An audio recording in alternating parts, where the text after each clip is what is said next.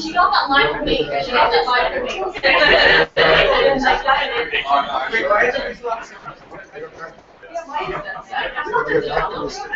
Oh no,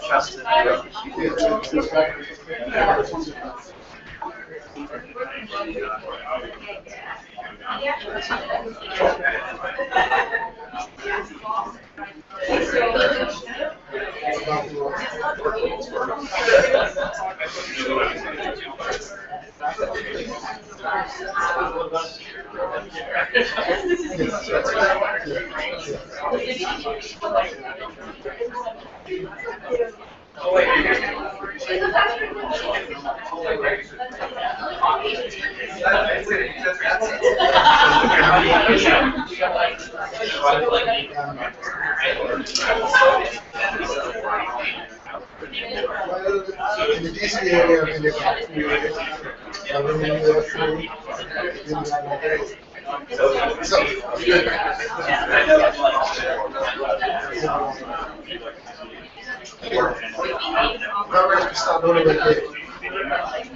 I'm still here.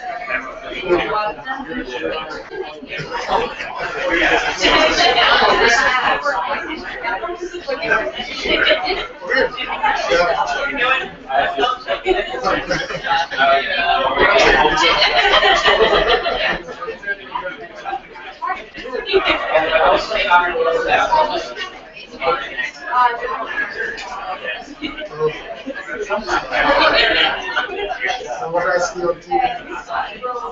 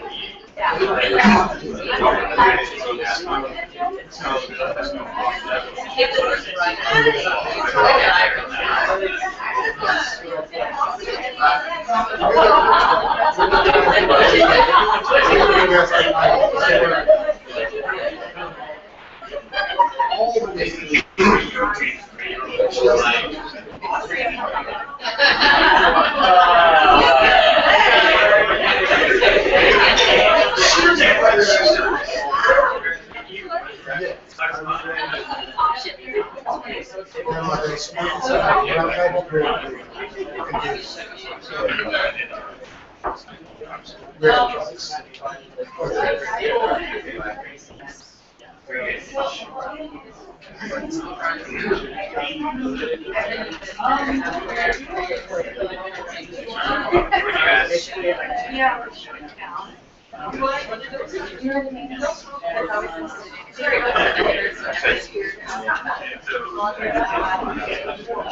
rationally broadcast. You guys do any like volunteer stuff to your company or not really? Consultants who are donating their time? Yeah, I think You can do it that way.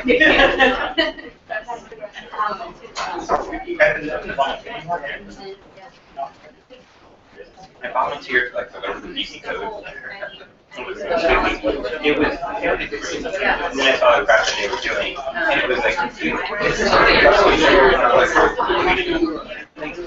this shows how much this appropriation is learning. And I think it's like a long way to have any meaning anymore. They were using it like one of the things projects they were working on was to document all the old music they used in DC, after DC, something like that. And they, it was a really good. I don't know if it actually means we're trying to change the way we're trying to change the way better, make it better.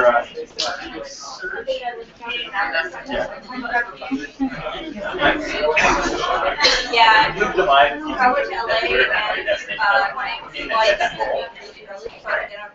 and their invitation was what? No, it was cool. But at the end of the day, I walked away like, is it changing DC? Well, I was not actually so I used that.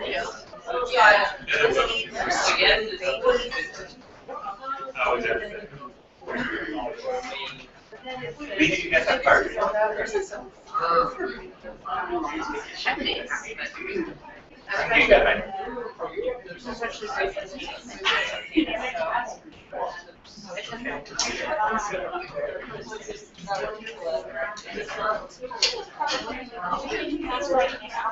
One opportunity.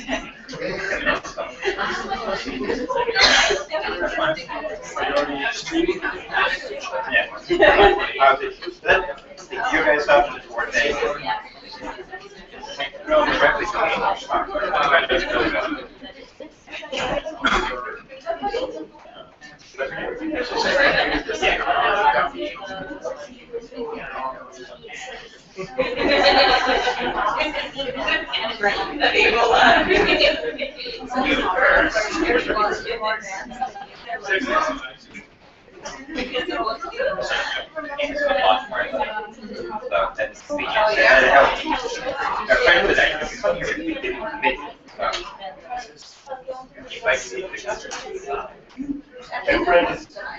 this is the most peaceful response I've ever taken. Freddy's moving to South Sudan. So, for a fish, he's much, I want to see what he is, and she's one of the things not even worth being like, okay, I know you told me to come to this. Yeah, I can be here now, but. And there's some side effects, I point this out, like, peaceful, or like, seriously.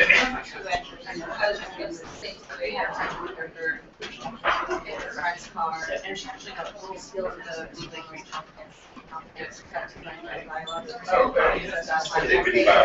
I know it's changed after the end of before, but I imagine that's for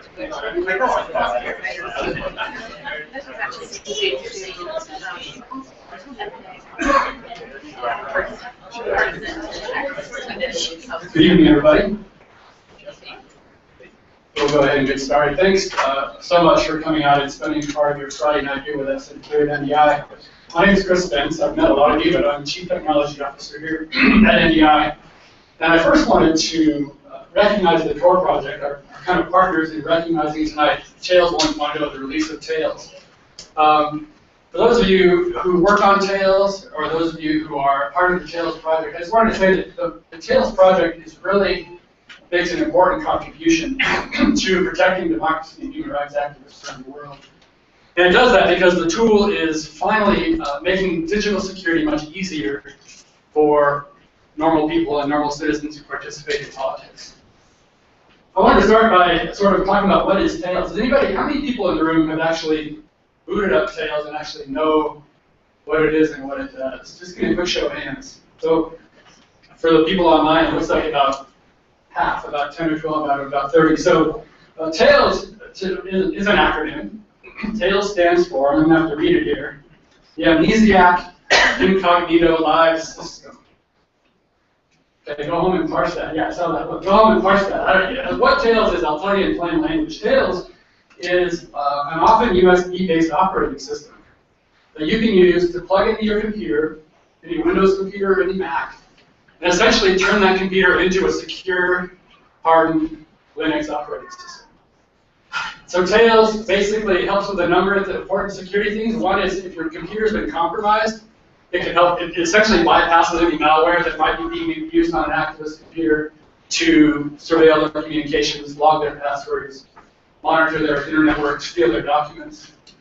Tails also uses the Tor browser and the Tor network, which provides anonymity online. So if you are being monitored, it's essentially impossible to monitor what you're doing online, and also makes it easier to access websites that might be blocked in the country where you're working. So that's essentially what Tails is. We've got a bunch of computers set up over here on the left and several staff and friends who are able to show people who haven't seen Tails in action before. These little purple drives are available for those in the room. We encourage you to take one. It's got Tails loaded. And with a little BIOS change to your computer, you can boot it up and try it yourself at home. So take one of these, and you can also get the acronym and try to figure out what the heck that means. It's written on the side of the document, or side of the little card. So why does this matter? What NDI has learned over the last several years is that civic activists, human rights activists, journalists, democracy folks are using technology more and more to participate in politics, and they're putting themselves at risk in ways that they never understood and only are beginning to deal with. And so Tails is a really important part of the solution in helping people better protect themselves when they participate in politics. And that's important because as many of you in the room have worked in some of these countries, I don't know, you may throw Belarus or even Russia nowadays, and people who participate in politics, especially in opposition politics, put themselves at significant risk if they're using technologies and tools in ways that they don't realize are easy to surveil by governments and by other actors. So really important practice. NDI has been doing internet freedom related programming for about 5 or 6 years now. And a lot of the work that we've been doing with our partners around the world is really about digital security. It's about assessing risk. We've actually evolved a risk assessment process to help people better understand the risk environments they work in. And then training on how to better, sort of put in place the right combination of tools and procedures and policies to protect yourself online. So we've been doing that for about 5 or 6 years and worked with Internews and other, I don't know if you have Internews folks here, but Internews and others on a program called Level Up, which is a train-the-trainer for digital security activists. And we've also been doing work on usability and trying to figure out how to balance what I think those of you who are in the security business will recognize as user convenience on one side, which is always super easy, and then security on the other, which the tools tend to be a little bit harder to use. So we've been trying to bridge the usability gap, including with Tails 1.0, the release that's now available. NDI partnered with Tails to come up with some features that are included in the platform now that address some of the needs of our users. So usability and digital security training really have been a central part of our work the last 5 years. We've really tried to mainstream it across the organization so that no matter where we're working, whether it's a technology program or not, our staff and our partners need to understand the risks that are involved. And I'll close by, before I turn the panel over to Lindsay, just close by quickly saying that anytime you talk about digital security, it's important to recognize that there are no silver bullets in security. Even Tails itself, standalone, is not going to protect people. It's really important that we recognize that it's always important for anybody working in anywhere to assess the risk environment that they're uniquely working in, and then find the right combination of tools, procedures, protocols, etc., to make sure that you're working as safely as you can in that environment. If you don't do that, and we've seen this at NDI, you can actually get a false sense of security. You can walk in and go, gosh, I'm using Hushmail, I'm safe. Or gosh, I'm using Tails, I'm safe. And in fact, those tools don't even address the risks that you face in some cases. So there's a real important. It's really important that everybody recognizes when you're working in the human rights space that assessing risk and understanding how to match the tools you use with the risks you face is really important to keep focus on. So with that, I'll turn it over to my colleague, Lindsay Beck, who's our program officer here at NDI. She's built a great panel tonight and helped organize this whole event. So Lindsay, introduce our panelists and take it over. All right, thank you so much, Chris, and welcome everybody. Thank you so much for coming in and joining us this evening.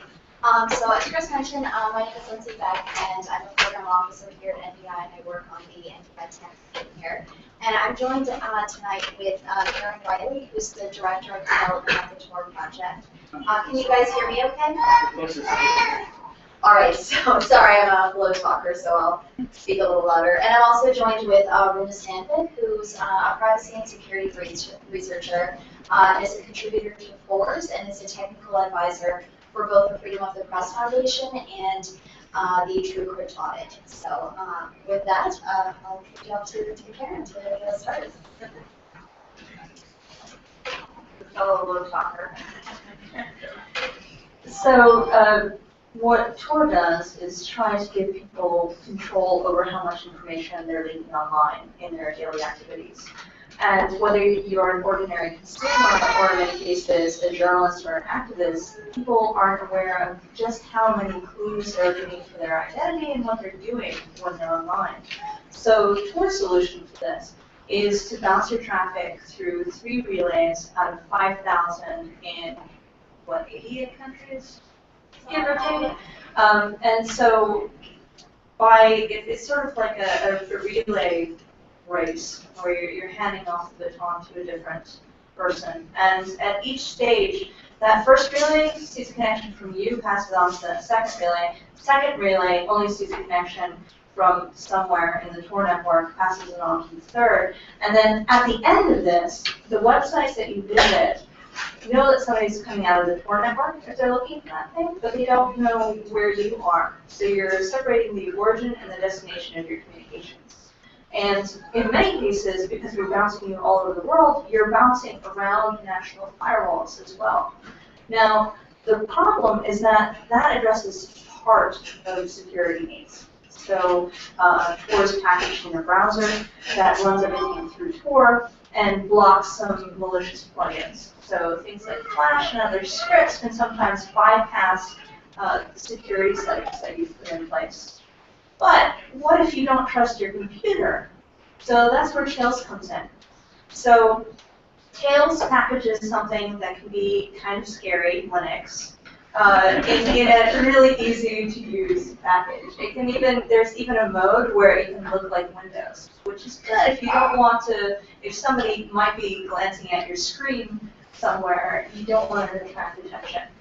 It's got encryption tools you can put something in a notepad and encrypt it. You can send encrypted emails.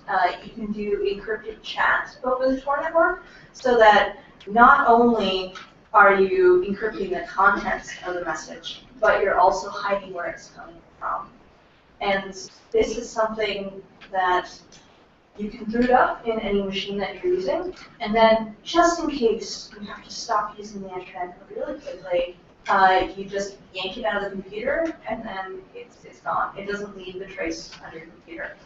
And you can also either use that as your main operating system, where you're storing things in it, you enable persistence, or you set it so that whatever you did in that session is gone. So the incognito part is for in the encryption.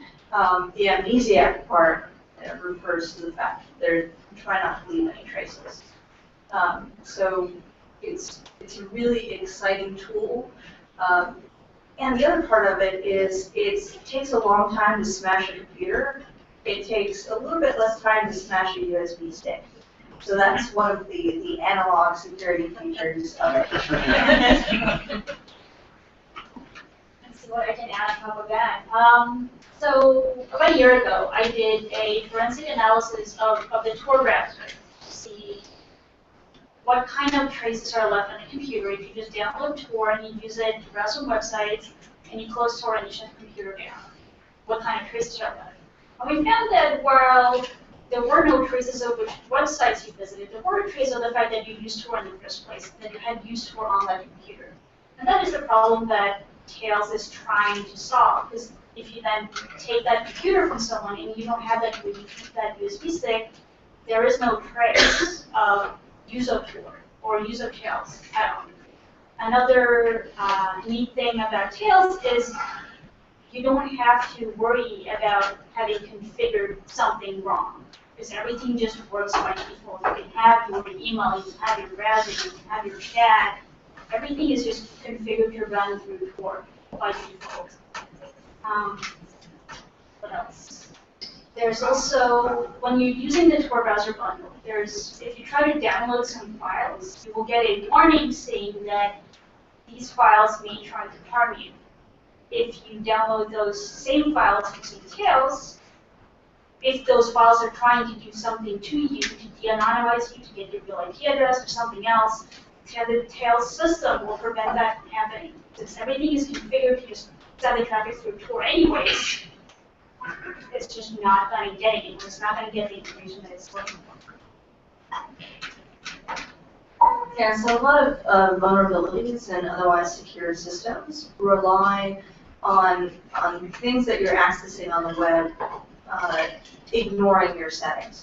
So if you're using a proxy of some sort and you're accessing a PDF or some other document, sometimes there's active content where it's calling out to the internet for something.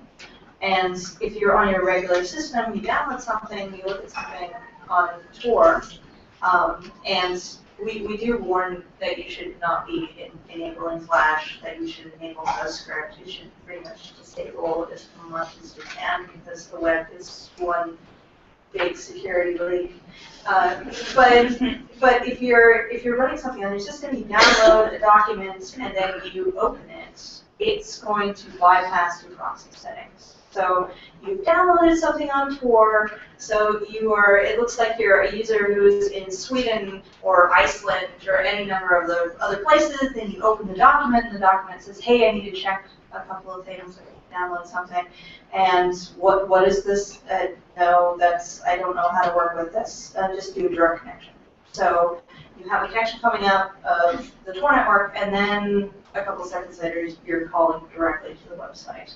So if you are using Tails, it runs everything. There's nothing on that system that doesn't run through Tor. If it's some sort of traffic that isn't compatible with Tor, it fails close, as we like to say. Instead of saying we're going to find whatever way, regardless of whether it's secure or not, to get this done, it just says, no, sorry, that's not going to work. It doesn't run over Tor, so it's not going to happen.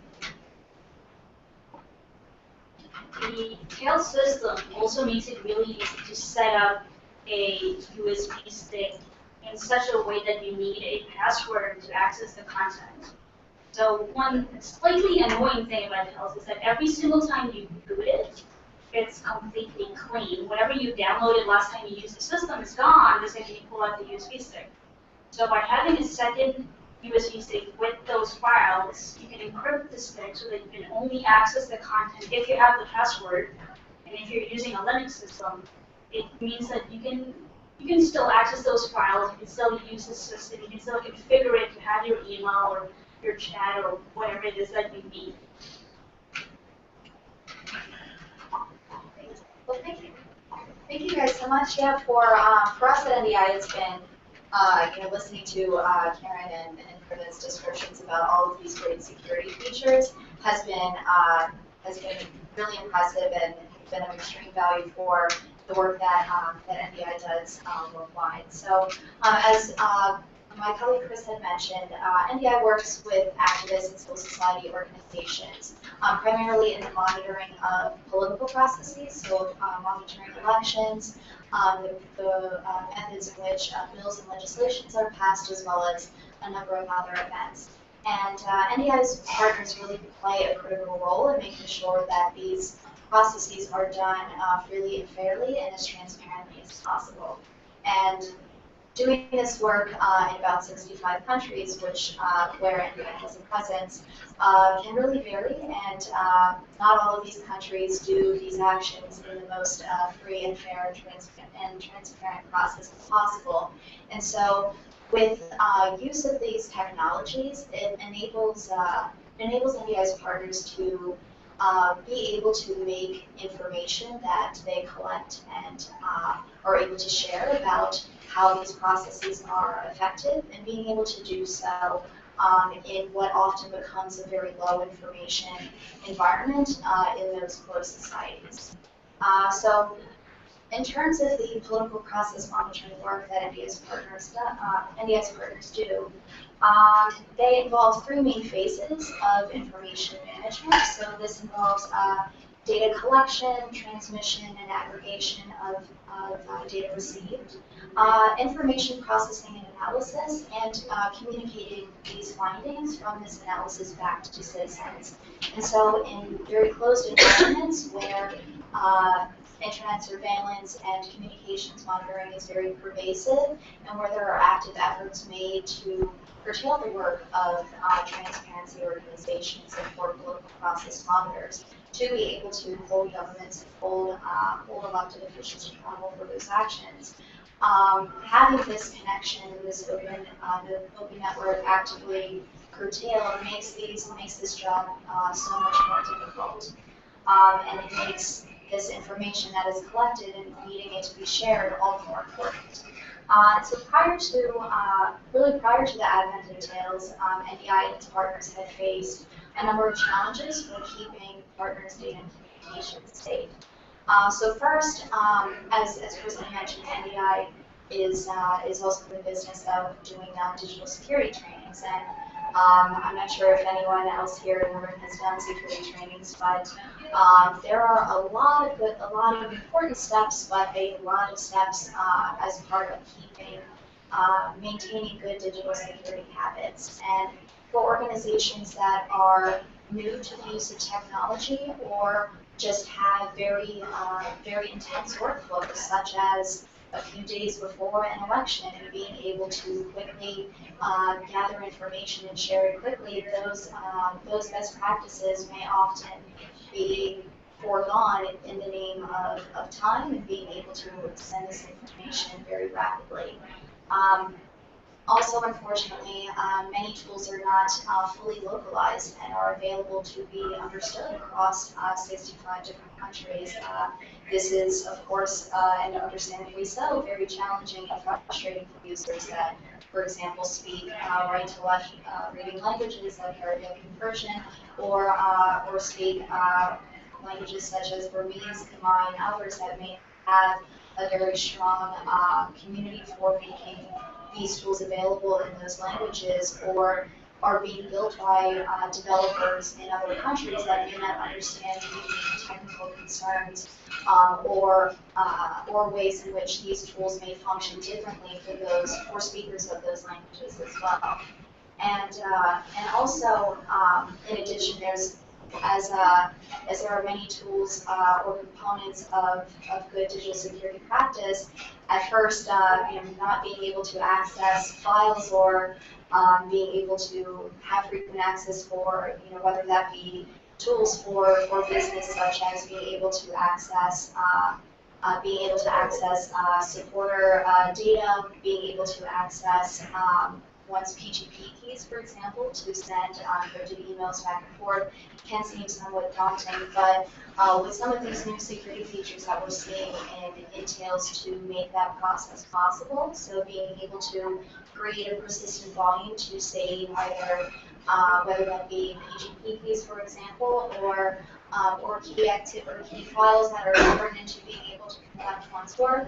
Also making it available in a wide variety of languages and across a number of different devices, so being able to move not just from Windows machines, but increasingly being able to do so from Mac computers as well. These are things that we're very excited to see in development and look forward to see growing in the future. Yeah. So I I failed to mention this at the beginning, but if you have any questions for us and for myself or for my panelists, feel free to use the Twitter hashtag TailsVC. We'll also have a microphone available for any questions. But first, I have a couple of questions for my co-panelists here.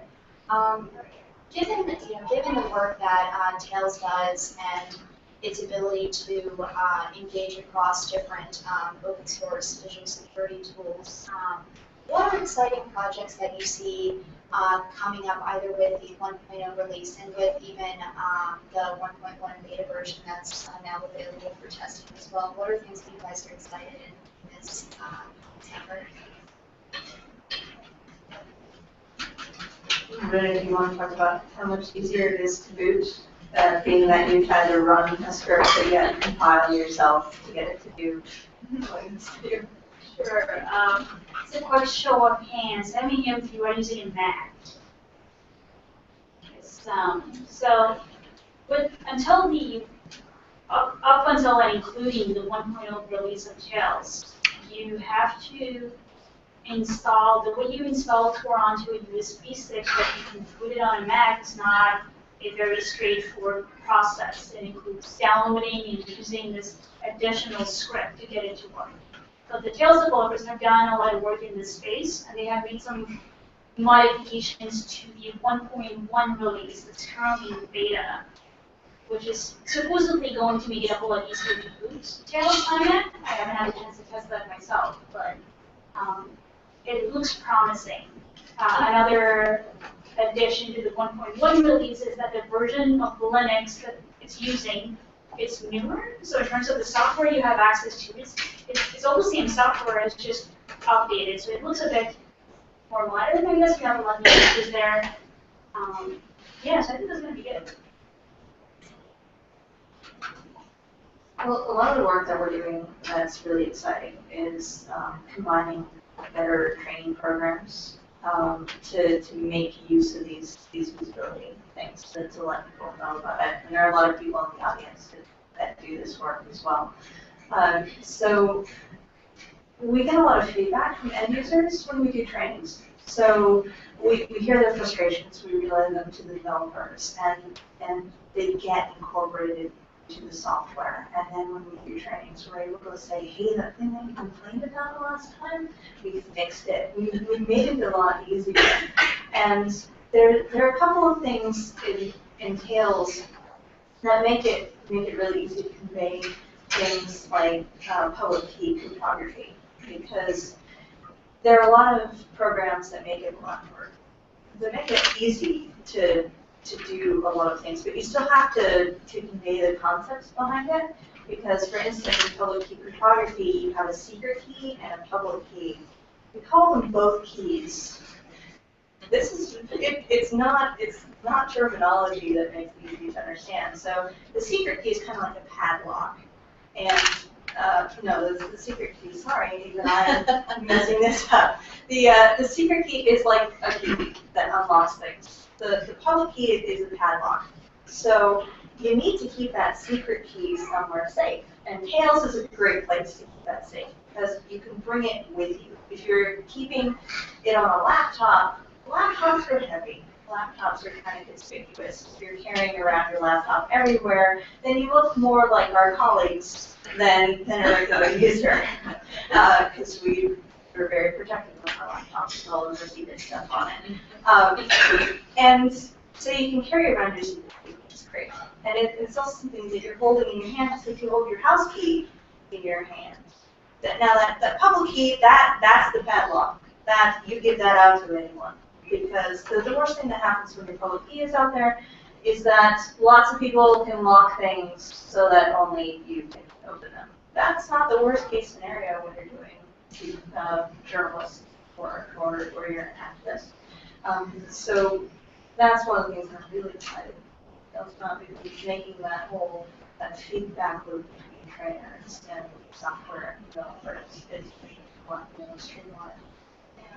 Yeah, that's an excellent point, and with making it even more usable and more widely available and quite easily to set up and be able to use across different devices, as you had mentioned, Renee, is something we're very excited to see here at NDI. And especially Karen, you raised an excellent point in terms of that feedback loop of where if there are things that are not functioning well within the tool, both having that channel for trainers or those that are learning tools to provide a feedback mechanism about things that are not working well, and then at the same time having tools respond in a timely fashion is very important. So we're happy to see that there are these updates happening and that there are these changes being made as well. So definitely very exciting as well. And also something we're very excited to be contributing to. So as Chris had mentioned, we worked with Internews as well as the Technical Technology Collective on a project known as Level Up. And so there's a lot of trainings that are done, and there are a lot of informational materials available for end users on how to set up and run and install particular pieces of software. But in terms of this information about what is public key infrastructure, how does the internet work, and providing these initial first steps for being able to understand why a user is using a particular tool, why this will make some aspect of their work safer, some of that is missing. So in working with Internews and with Technical Tech, we had created a trainer's, basically a trainer's toolbox, and providing resources for trainers, not just on these instructions on how to set up the tool, but also to walk users through what are the background issues for this tool, why is this tool helping to prevent against a particular set of risks, and being able to make more informed decisions about these tools. So we're very excited to be contributing to this project, and in particular being able to provide resources on how Tails works and what are the things that Tails provides, and be able to add this into the trainer's toolbox as well, so that there are more users who have a multitude of security risks that they would like to mitigate that Tails is able to solve. So if there are any questions, we'll be coming around with a microphone if you want to raise your hand so that we can come and address your questions.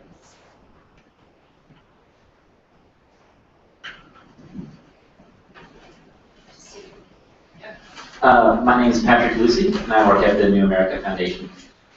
In the introduction, you talked about sort of security threats and like what your threat is versus what the person's reaction is.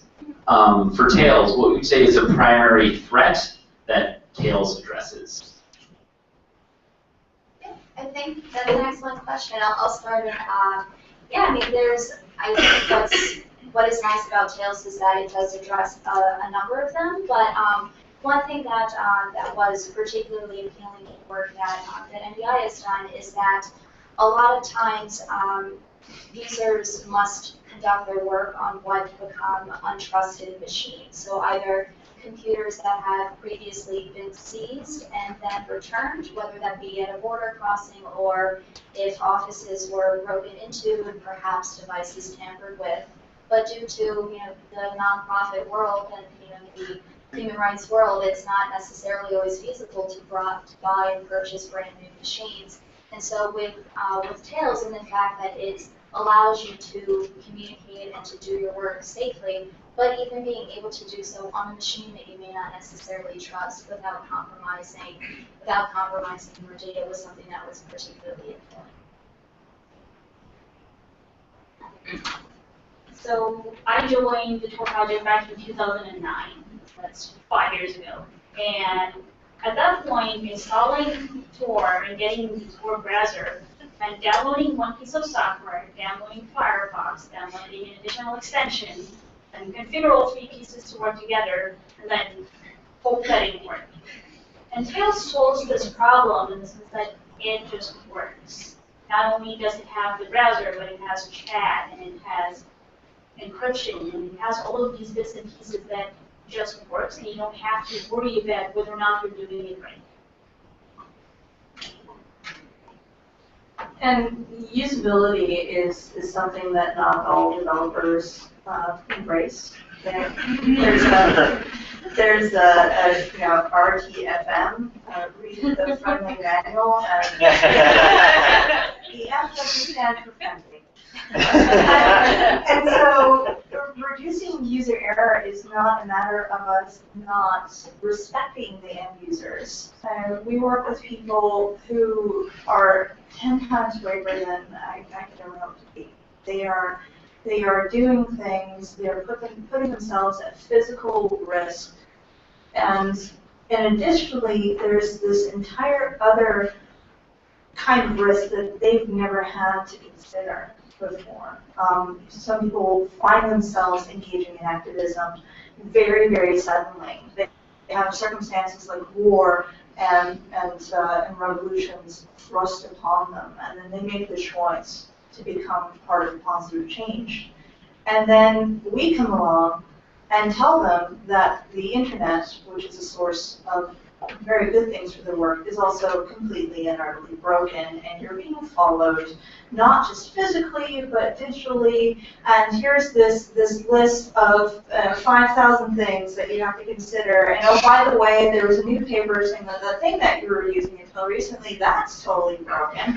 And so it's Tails becomes a sort of a safe, as safe as we can make it. It becomes a safe space for somebody's work. And we're taking as much user error as possible away. And this isn't like handing something to a child because we're worried that they're going to stick it in a light socket. This is mainly saying, look, you know, you are a surgeon in a war zone, and you want to document the fact that the government is doing horrible things to civilians, that they're deliberately targeting, they're using weapons that they shouldn't be using in civilian areas, things like that. You know, a medical professional, they're highly intelligent.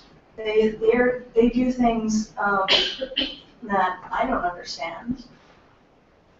So making the process of them documenting that safer and reducing user error, that's not me saying, oh, God, there's no way you can understand that. It's a matter of, you know, people have different areas of expertise, and they're in a hurry, as you mentioned. You know, they have this document, they have this thing, and they need to upload it safely. And in some environments, they have to make the choice. If they get found out digitally, then that means that they get arrested, that the place they're in, you know, maybe even is a target of violence, and so they can't continue that other work. So that's one of the things that I'm really excited about, this whole feedback loop, and that we're catering to users in those environments, and we're also localizing, because some of the commercial tools, they say, well, you know, we don't make profit off of these countries, and so the tools aren't localized. And the fact that it's an open system, and Runus actually worked on this, and to localizing tools into languages, where otherwise sometimes even a language pack on a pirated copy of Windows can be something that governments use to attract people.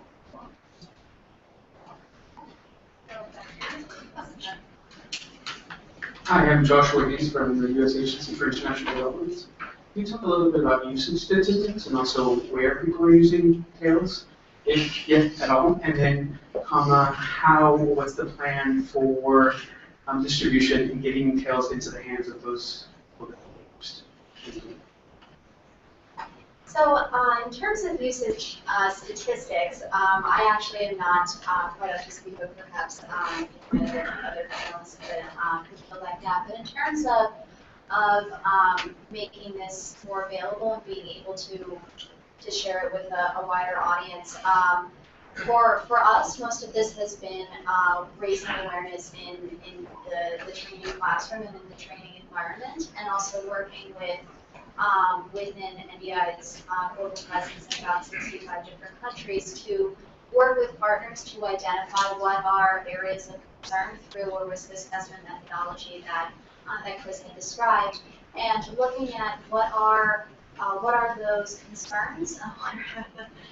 So what are their concerns? What is the current operating environment that they're working in? How quickly could situations change in a particular environment as well? And then based on this information, looking at what are particular technical solutions to addressing those problems.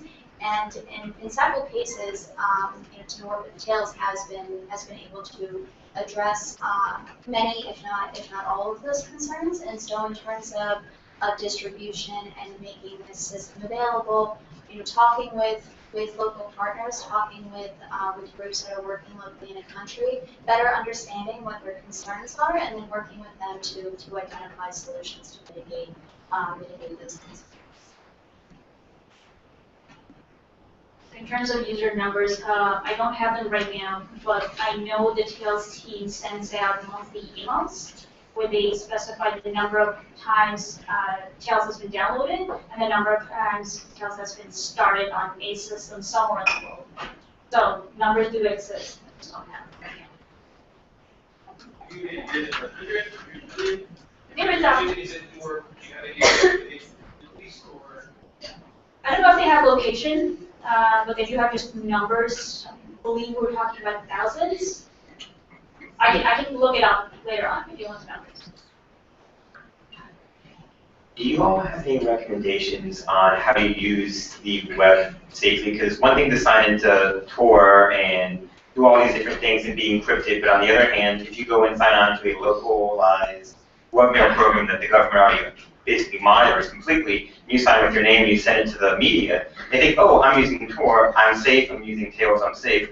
But then they just submitted all their information over a web server that is completely controlled and monitored and signed their name to a document. Is there any good recommendations as far as transporting information over to the needed parties and doing that in a safe manner as well, which is, I know, more the web side of it than the actual operating system side, but it's still equally important to some degree.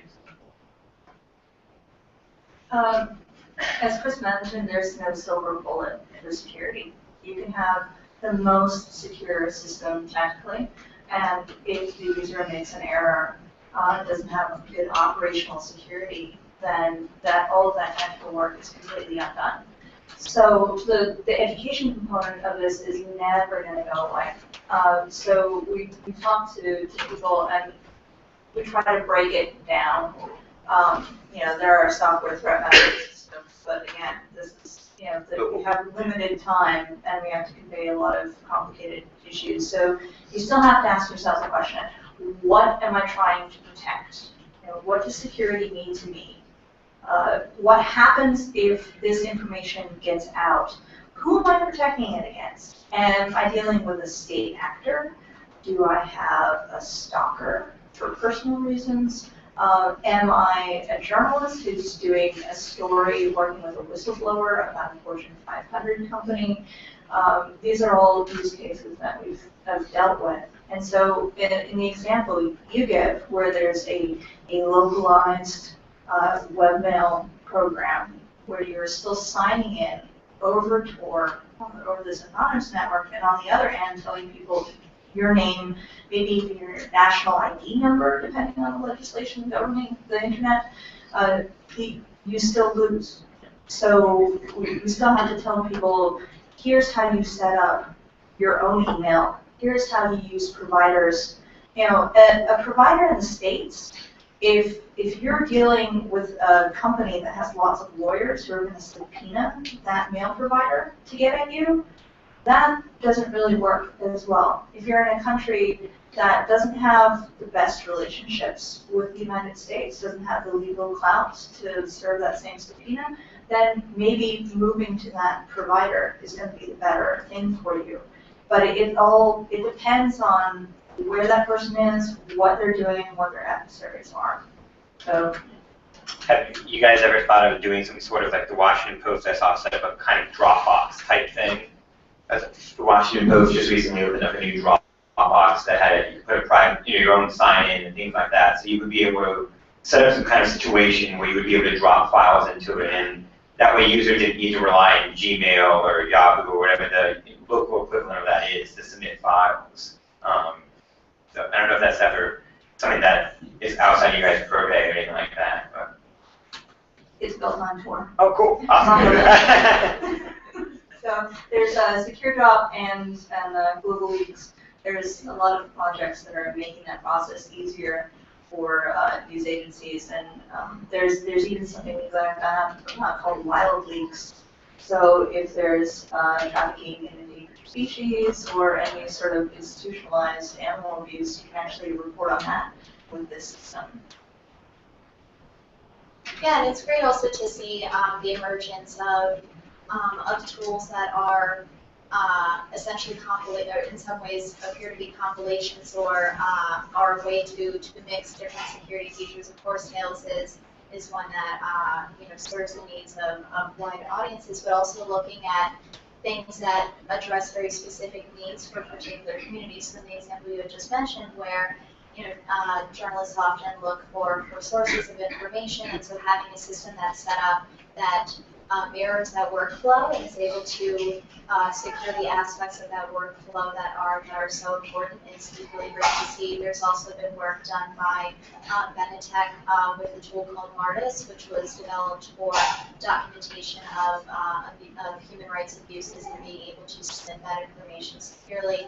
And so it's great to see that there are these systems emerging, relying on the work done by Tor Project and by other organizations as well to make customized solutions that do very efficiently complement the workflow done by particular communities as well. Thank you. Hi, so hello. I have a comment and a question. My name is Octavia. I work for IREX. So my comment would be, it doesn't end with Tails. Actually, it starts with Tails, and that's the beauty of it. So what Tails does, I think, for me, is it gives me that nice fuzzy feeling in my stomach. So when I start the internet, I'm not anxious. The intangible big thing that I don't really understand, because I didn't build it, I came to that race very late, makes me actually think, okay, so I can't really friendly it up too much. So the beauty of it is, Tails is a technical solution to a very technical problem that we have. Now we still need to find some of the human solutions to the human problems we have, and I think Tails is the best beginning to that. And I think some of the points made today really speak to that. I mean, the education part of it is really the next steps, right? How do we figure out how to get to people and share some of the awesome knowledge that, for instance, is on this panel with the people that are out there. So my question is, in terms of the usability that you guys have done, and I guess this is both on Tor and on NDI, how much has gone into understanding the psychosocial aspects of the users on the ground? And what I'm thinking about is desensitization, maybe even the anxiety, what reactions we have when we are under massive pressure, and having to use something like Tails. In the usability process, which I'm sure is going to continue because it's a part of that, and even to the point of, I like the sassiness of 1.1, I'm going to check that out. But what are you thinking in terms of the usability? Just what levels are you guys thinking right now? Thank you. We need all the help we can get. I mean, one of the processes that we do is, even though we're fairly low risk ourselves, and we can, if we have a problem with a computer, I can just buy another one, because I come from a position of enormous privilege, compared to most of the world, actually. And so we eat our own dog food. We use Tails on a daily basis. So that in part, when it comes to the people who aren't directly involved in usability, we can say, hey, I have this problem, I'm totally lost because of some feature, and if I can't figure it out, then we're in trouble with our end users.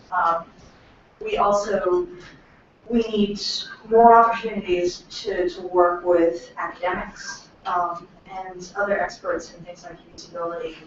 Anytime we get some of Lori Crainer's time, we're so happy because the huge commercial software providers, they spend a lot of money on user experience.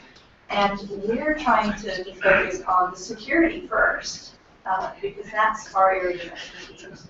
And then when we've done trainings, we have what Danny O'Brien calls the shock and hug process, where before the stone leaks, we were the people with the tinfoil hats saying, "Oh man, they can totally track you. There's like robots in the sky. You can see things like you. They can track you with your cell phone, man. They know everywhere you are." And people said, "Oh, that's great. Thanks. Bye now." And so now we're at the point where everybody, yes, you are being tracked. But even the people before the leaks that got it, that have seen that demonstrated with their peers, I've gotten feedback from, again, people who are really impressive human beings who take enormous risks. They say, "Well, we learned a lot, but you are bumming us out. We knew we were in bad shape before, but where's the optimism?" And the best answer that I'm not a psychology professional, has come out and said, "Well, okay, so we can't guarantee 100% security. But what if we make you an enormous pain in the neck compared to the rest of the population? What if that person running that national firewall, the person who's trying to track everything that you do, what if you ruin their day? Is that a good thing to focus on?" They say, "Yeah, let's do some of that." So having some formal research in how to do that, to go beyond shock and hug, like it's broken in, it's totally broken, but at least we can encrypt your email. Hugs. And we really care.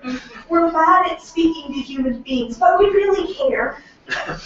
So we really need to go beyond that process. And I should plug the fact that Octavia is doing a lot of this work. And so whenever people ask me questions, I say, "You should talk to Octavia about it." Yeah, and also, sorry, I'll just add, yeah, I mean, I agree in the work that Octavia and her team has been doing is really impressive. And I think also in terms of understanding these other aspects that pertain to security, that there has not historically been enough work done. And so I'm glad to see that there is more attention being paid to this. And I think also that's why it's important also to work within communities. Nobody understands their situation better than yourself. And so rather than trying to presuppose situations and try to, you know, from the top down, try to talk to someone and tell them these broad strokes, understandings about what their experience might be. It's better for communities to think through those activities themselves, and being able to identify members within communities to be the linchpins and to be the leaders to share this information and to understand this context fluently and are able to share this information. Yes, I just figured I'd add, I'm not sure if you heard of the security slider in the Tor browser. It's a new, I guess you can call it a new feature, in the sense that it will try to explain to users what the different trade-offs are within the browser. If you disable this feature, then here's what you get. If you enable these other things, here's what you get. And what's the risk, what level of security you want, what you need. So that's coming up in a couple of weeks or so, I think. Wow. The microphone set to stun. Yeah, I'm Griffin. I work with the AIDS Policy Project and a number of other organizations, including sometimes Tor, but usually not Tor. So I just want to jump off of what Octavia said, which is, usability is really good, and usability is a huge deal, and we need things to be usable. We also need more user education, because Tails isn't everything and Tor isn't everything. You have to know what situations these are actually applicable in, because it's great to use Tor and then you're declaring who you are on the internet, or you're being followed around on foot everywhere you go, and Tails and Tor again that. So having sort of a holistic view of what your security needs actually are is going to help you a lot more. And I will also say that if you want people to RTFM, you better write a better FM.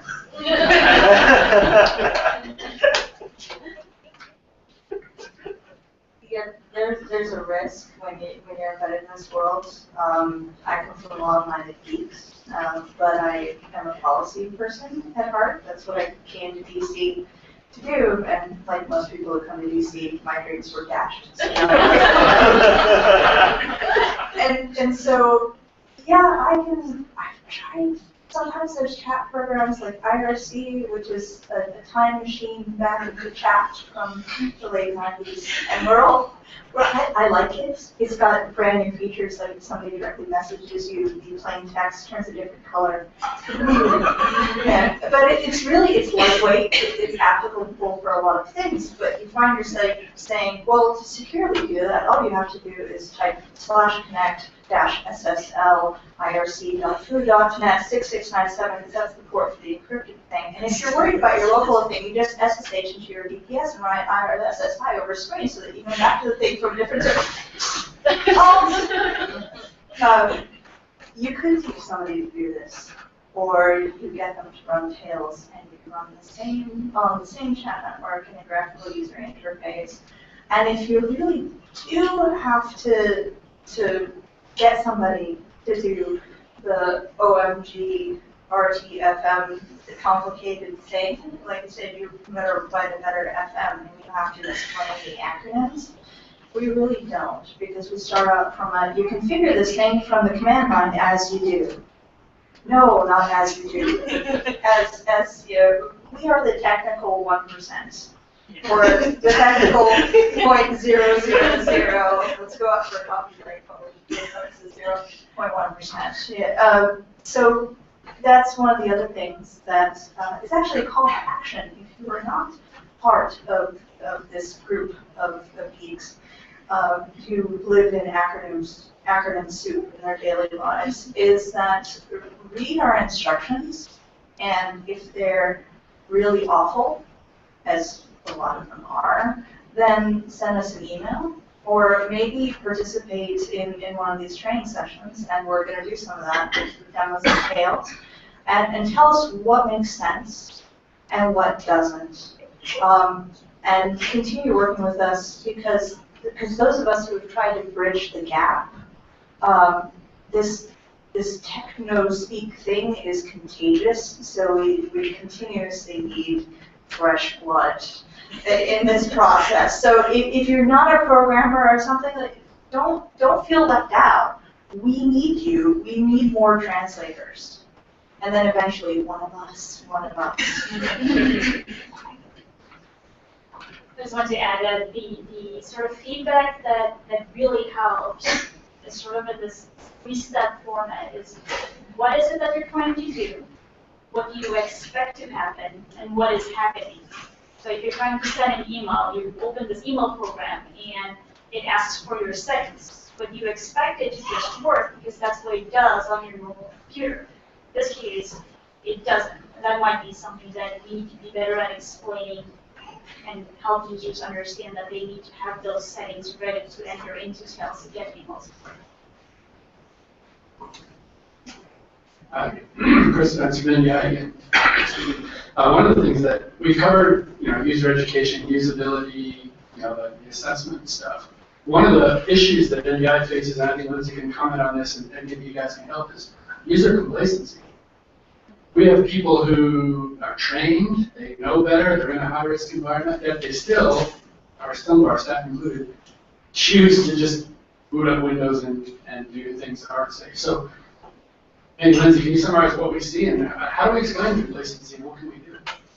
Yeah, I mean, it is a difficult problem where, there are, with all the education and providing of trainings, that is something that can be a challenge. There are sometimes there are certain individuals that just choose not to for reasons to be determined. And usually that determination is sometimes just an honest conversation of finding out why this is the case, particularly if it is something that the impact of those decisions don't just affect that individual and potentially put others at risk. And sometimes it is just having that conversation of digging deep and finding out why there are those concerns. Perhaps it's, one, not knowing the tool and therefore not trusting it, which, having some skepticism isn't necessarily a bad thing, or talking through what are their concerns with this. Maybe they see it as too much of a workflow disruption and therefore don't want to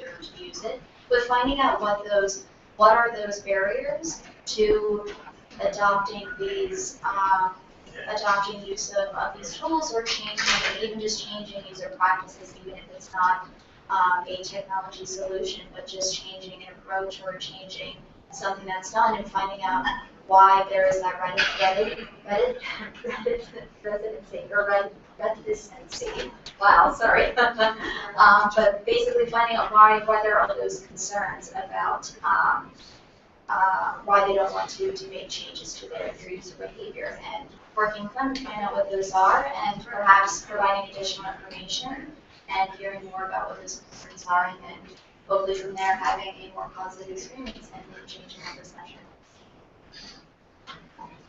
And one of the things about doing this work is a lot of us got into it because there's been a balance of power that's been shifting away from, we're way past the colonialist era, I hope, but there are still spheres of influence. So one of the things that brought me to this work is self-determination, allowing people to determine what happens in their own countries, in their own communities. And so there's a temptation when you know that somebody is doing something, and God, there's a tool for this, just use the thing. And we worked really hard on this thing. Ultimately, it's somebody's choice how much risk they're willing to take. Our responsibility is that they're not taking any excess risk because we failed to communicate effectively what our tools do, don't do, and how to configure them. So our responsibility is to make sure we do our documentation correctly, that we work with people outside of our comfort zones and areas of expertise on communication, and so that we make our trainings as effective and our tools as secure by default as we possibly can.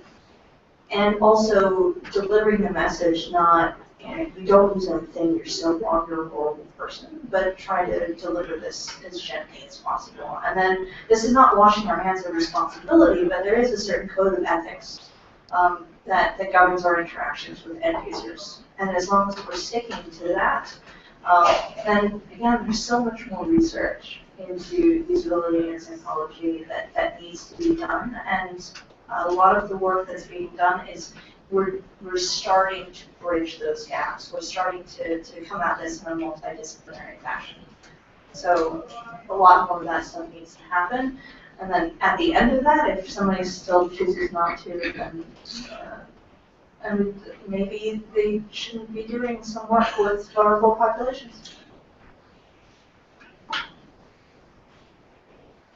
So we'll have time for a couple more questions. We want to give you guys some time to practice these details. So just 2 more questions and then. Thanks, my name is Jared. I'm also from IREX. I don't work in this world, but I did have a question about going back to your point about self-determination. Some of these people that NDI or IREX works with are in up against some pretty tough odds, and so if you were to get the wrong intention, you might actually have to worry about physical security of the device before, not just while it's in the hands of whoever's using it, but in the supply chain before you actually produce the device. Is that something you've been worried about, or is it something you feel like the scale is not quite there yet that you have to worry about? Do you mean in terms of access of the device to boot tails, or do you mean the actual? The actual production of the device. I feel like that might be something you see more in the corporate world, where there are other resources to handle that kind of problem. But is that something you've considered or worried about at all? endpoint security is always going to be really difficult. If somebody has physical access to your machines and can put bugs in them, then that's a totally different risk profile. And so that's a really hard problem to solve. And the solutions are not as accessible. And there's a great art project, the Toaster Project, which comes out of a line of Douglas Adams' novel about somebody realizing that how much technology they use and the fact that they're still primitive, that they wouldn't be able to manufacture their own toaster. So this guy went and got the raw materials and mined them himself and made a toaster. And actually just, it's this thing that's this lump of plastic and it looks really sketchy, and then it managed to toast halfway a thing of bread, and then there were sparks flying because he mined the copper and did the connections and everything like that. And so we're at the toaster project level in some ways when it comes to that. I would love to be able to make my own router. I mean, there's things where you can take a Arduino board or a Raspberry Pi. Oh yes. Do you want to talk about that? So a guy named Blanky created the Milvino laptop, which is a laptop or a computer that is put together with components that do not have any third-party logs in them. You either buy it, this is like a Kickstarter that they have. You can either buy it there, or you can get the schematics and you can go out and buy every single component yourself and build it and put it together. You know exactly what goes in and where it came from. But that's, again, the laptop is $2,000, the desktop, and then it's the other way around. But we're talking thousands of dollars to get this product. But it's there, and I'm pretty sure we will see more projects like this.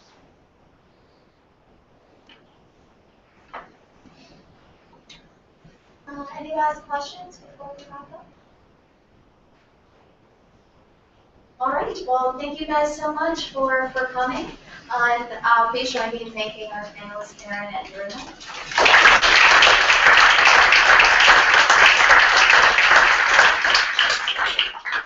So you may have noticed when you walked in, you can see on my left-hand side here that there are several computers set up.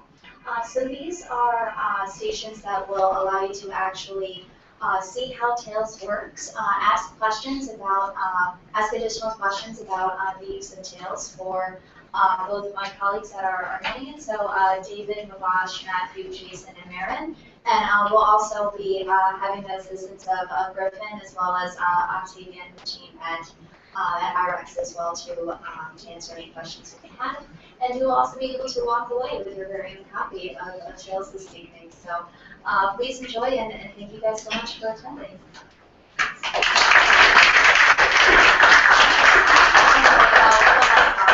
Just wanted to quickly add that if anyone wants to walk away with a Tails that works on a Mac, then let me know and I can help set that up.